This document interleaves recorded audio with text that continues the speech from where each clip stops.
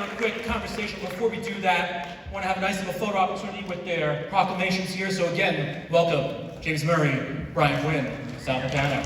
Yeah!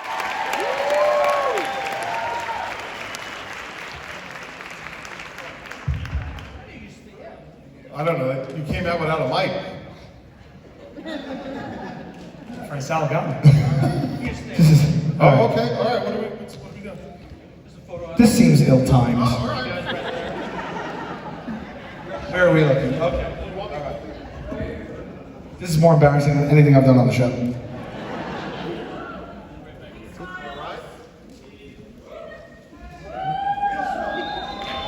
Yeah! All right, you want to hold the chairs when we talk, or you want me to? Let's put it back. Let's put it back. I think. This is so cool. I can't wait to. My mom came. Nothing made me so happy as when you guys applauded when Cole came on the screen. That really made my entire night. Thank you for that. Thank you. How was the episode? You guys enjoyed it? It was fun? That was wild when Paul Rudd's popped up to surprise everyone, right? He was on set that day with his daughter. Yeah. His daughter's daughter? His daughter's a fan of the show, and he asked if he could bring her to set. So we're like, yeah, of course. Yeah. And there we go. And then he couldn't stay off camera. It was great. He was like just on the side going, oh, so we're like, Paul, just get in here. It was great. That was so fun to watch with you guys.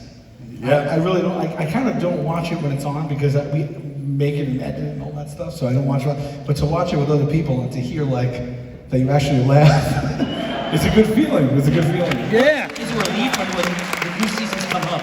You still get nervous about it, like when it comes out, when you hear reactions?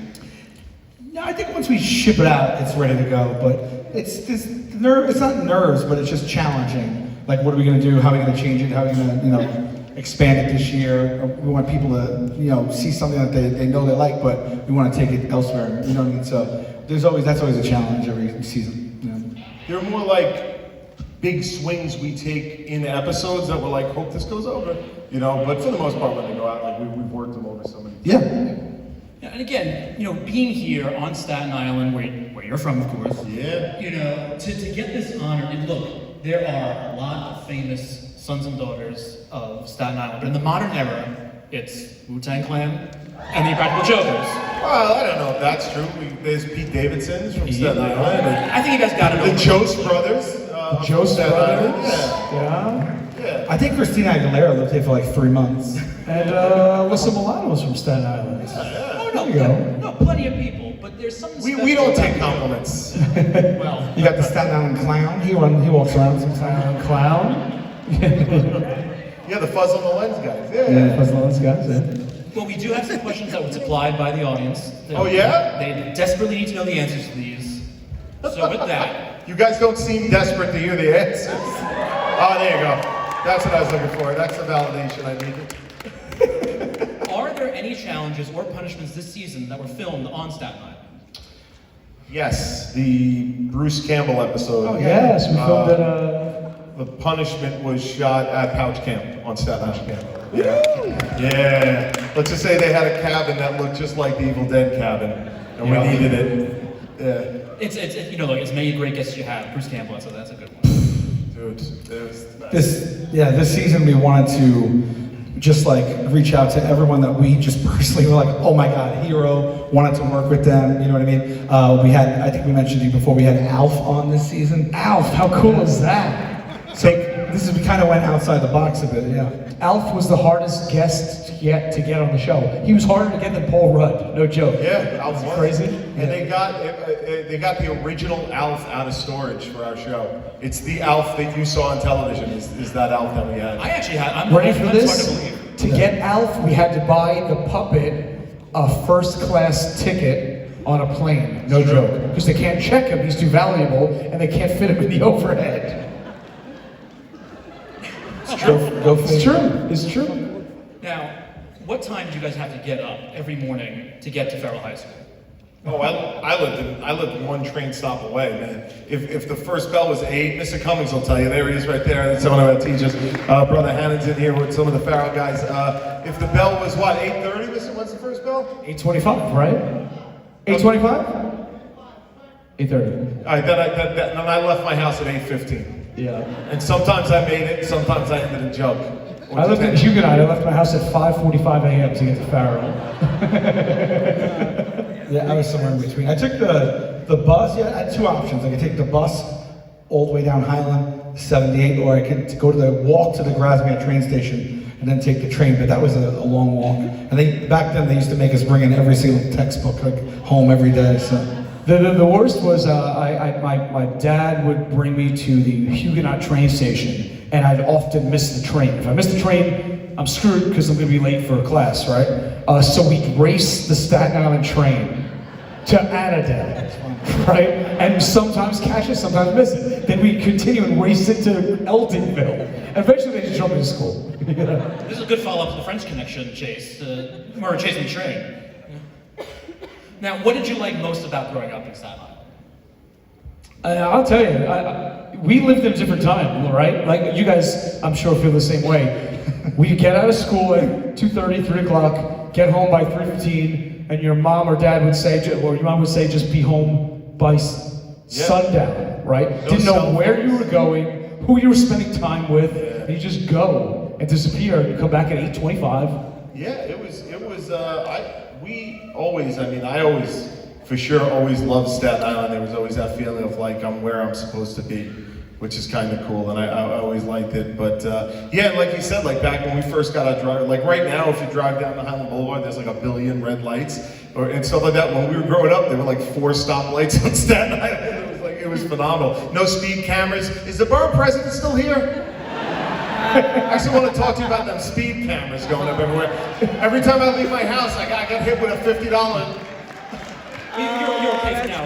That's good. Yeah, all right, okay. I'm gonna start putting a leaf on my license plate. I wanted to be on time tonight, so I walked instead of driving. And I got a speed ticket walking. Be careful, there's a 5-mile-an-hour speed limit for the walking. Not to go too off the rails and not to take us away from Go off the show. rails! Get off the rails! Get off the rails, you son of a bitch! But no, it's funny because when Mur was talking about, growing up, it's funny thinking about, I'm just a few years younger than you guys. We're kind of like the last Thanks for rubbing it in. We're kind of like the last latchkey kids. Like, it's weird thinking about that. Yeah. What, you're arguing that we're not? We're Is someone heckling an interview? Yeah. Someone said, no, you're not. It is. I have friends who have kids, and the amount of tracking they do on their children is bananas. They know where they are 24 hours a day, and it's like my parents didn't know where the fuck I was ever until I came home at night. And I think that was a better way to grow up. You just put a note down, No. Be home later.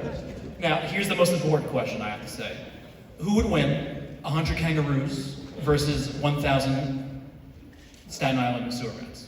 Wait, hold. 100 kangaroos versus 1,000 Well, New York sewer rats, we'll say. It doesn't have to be Staten Island. versus All 1,000 5 boroughs. rats. They know they have to fight each other. They're sentient. I would say that they're preparing for it. They have a day, maybe 48 hours total. So you're saying in a So situation this is where this is a hypothetical then? hypothetical, you're in the Thunderdome, there's 100 kangaroos on one side, 1,000 sewer rats from the subway system on the other side. Who wins in a fight? Let's just get beyond Thunderdome, all right? And If they were rats from any other place, I would say the kangaroos. But New York City sewer rats are not going to lose, no way. I Not gotta that go some with the goddamn kangaroos. I gotta go with the rats. I go kangaroos. I think it's warm. Yeah. global warming, we gotta... A kangaroo is nothing with his feet gnawed off. No, kangaroos got feet and arms they punch with. You got a boxing kangaroo and a pouch to store dead rats. You think the kangaroos win? Kangaroos any day. You put me against 1,000 rats, I win any day. Oh, I don't know, man. I think a kangaroo jumps right I got in the house. fists of fury. You know what? What did you just say? Put me against 1,000 rats, I win any day. Put him against 1,000 rats, he wins any day. Well, there's a punishment With for my it. wits and fists. There's a punishment. Guys, rats, 1,000, please. Now, somebody desperately needs to know, Mur, for $20, would you lick Sal's head? Would I lick Sal's head? I would, but Sal won't let me. So there you go. 140 not to. Even if we got the money right now, right here. You know, He would not let me. He would beat me like a kangaroos get beat by rats. Can I tell them what you ate for $290 or no?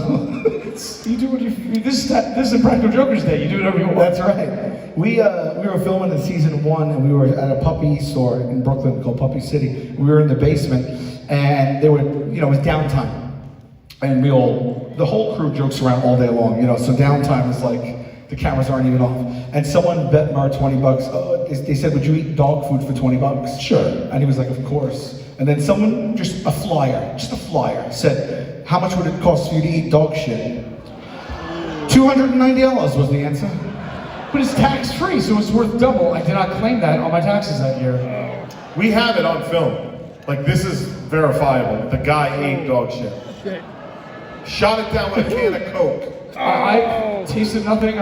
You didn't chew, you swallowed. You ate it like an oyster. He ate it like an oyster. I went home and had sushi that night, no problem. Sal got so sick from watching me do it, he threw up on set. True, and you didn't throw up at all. I had no real consequences. I thought you were going to get a whole bunch of stuff that we had to Google. But I'm actually now legally a service animal. Well, again, going to a Sal's, the idea of germophobia, whatever you want to call it, I still find it interesting when I go back and watch certain episodes, because I'm like, going back to the Tonka Johari thing, even though there was that piece of pizza that was flipped over on another one, I'm amazed you ate that. It was on the floor, right? No, I don't think so. Well, you never got to see it, but you could see the definitely one that kind of flipped on top of another slice. Yeah, that's about as far as I would go, really. If that pizza was out, I probably would. We had pizza in the back. It was out when I got here, and I'm like, I don't know, touch that pizza. So I'm not eating the pizza. I'm hungry, is what I'm saying. Now, who of you could do the most push-ups? Me. Prove it. Not me. How many did you do? How many can I do in one swoop? Yeah, one swoop. Easily 50. In a swoop? It's just in one go? Easily 50. You can see it right now. He knows, because you do this. I don't even clap. It's not even worth proving. I do it all the time. I did 100 before. Murray's on his 10th round of P90X. I don't know, it just sounds like, That was I have to a take question my word. somebody wanted to know? Yes. That was the question? Obviously it's me. Look at them. No, I love them, but they're funny. This is what he's like. People Don't fit, they're funny. People are like, why you mean to him? Why you mean to him? That's why. We deal with this every day. Yeah. Yeah, I can do 50 if someone's lifting me up. Going back to, again, what people kind of envision based on what they see on TV and what you talk about in the media, has things started to change a little bit? And even as far as performing, because I'll give, for instance, I think, used to be when there were group presentations, like, no offense, Sal, but, Sal's gonna laugh so much, so we probably don't want to be paired with Sal. But nowadays it's like, hey, when I need